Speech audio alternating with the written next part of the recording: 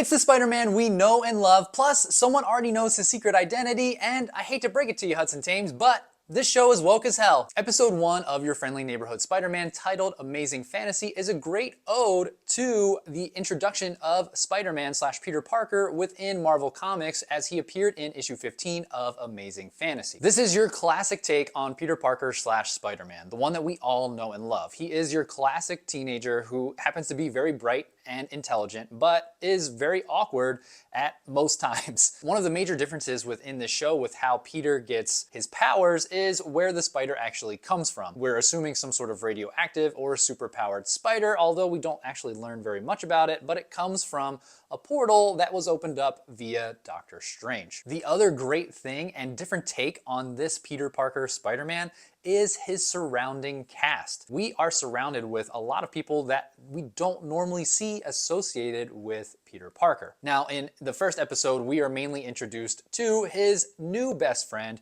Nico Minoru. Now, Nico in the comics and in other media via Marvel is wildly popular, and so far in the show, we don't know if she actually has any superpowers. We are also introduced to Pearl Pangan, who we don't normally necessarily see with Peter very much, and in the comics, Pearl goes by the alias of Wave, hence why she's on the swim team in this show. We also get introduced to her boyfriend, Lonnie Lincoln, and Lonnie, I think, is going to play a big and pivotal role within the show. Obviously, him and Peter have really hit it off, and they've kind of become really good friends. However, knowing what we know about Lonnie Lincoln, his alias in the comics is Tombstone. Given that one scene towards the end of episode 1 where we see him leaving Bales High School, walking back home, and clearly the person who is taking care of his entire family, who also happens to be down and out on money, or just at least trying to save their money as best as they can. Something honestly tells me that we are going to end up seeing Lonnie kind of turn or get radicalized, maybe within the season, maybe towards the end, or at least that's going to be hinted at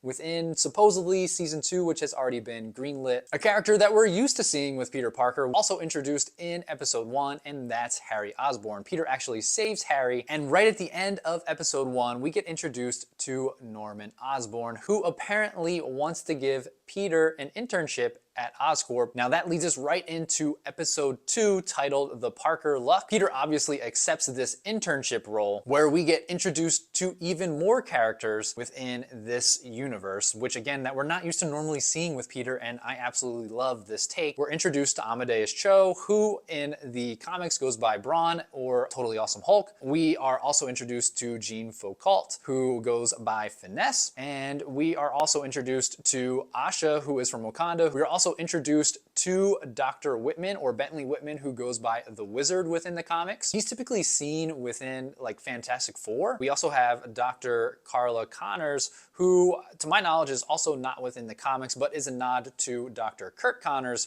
who goes by the Lizard. So it's definitely a different take on all of these characters, and I love seeing them, especially ones that we're not used to seeing associated with Peter and Spider-Man within this little world. The thing that's the most interesting is I wonder if we're going to see any of these other characters actually utilize their superpowers or super abilities that they end up having. I have to believe, and Nico hinted at this when she was talking with Peter at the football game, when she was like, Norman Osborn didn't get to where he is and have this huge corporation by being a nice guy. With that being said, she's not wrong. And the thing is like Norman Osborn said that he found Peter's files going through some stuff, whatnot, which is kind of weird that he would have access to that. It's also weird that he pulled in these other characters. He obviously picked them for a reason. So again, I'm wondering how he did that and or why he chose them. Overall though, the show is definitely a wholesome show, one that you could actually watch with your entire family, at least watching these first 2 episodes. And I actually really am enjoying and loving the animation style. I like that we're getting this blend of like 2D and 3D, and honestly some odes to like the Spider-Verse movies as well within this animation style. And they're really doing, I think, with probably is honestly really hard of kind of really giving a nod and an ode to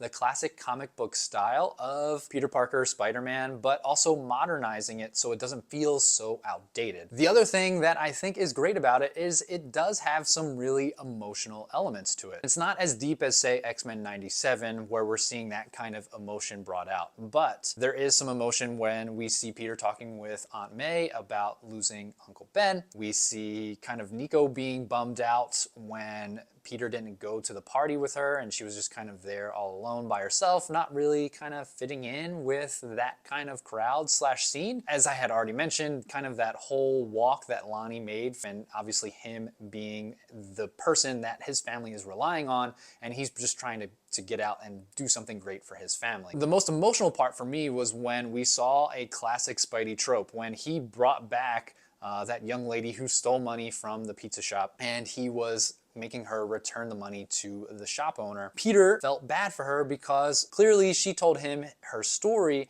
and she's just been down and out on her luck, right? And she saw that as an opportunity where she just needed some money. Peter obviously felt bad for her and was like, look, I get it, we all make mistakes, but don't make another one, okay? And I think that just is like classic Spider-Man, like believing the good in everybody and always trying to stick up for everyone, no matter who they are. Hence, being woke. Sorry, had to throw that in. I'm excited to see where this goes. We got a huge cliffhanger at the end with Norman Osborn and Peter Parker, and we know that they're going to be interacting in some sort of way and working together, slash maybe having Norman take Peter under his wing, because we've seen Peter already have a better and newer suit within kind of the trailers and previews for the show. Let me know your thoughts down below in the comments. If you're still here and you've made it this far in this video, I truly appreciate you. If you don't mind doing that YouTube thing, hit the like and subscribe, hit that notification bell so you don't miss another one of these videos. We've got all the other things around. If you want to join the newsletter, that's down below in the description. We have membership options here to just support me and the channel. Even just a little bit more is always appreciated. And until the next video,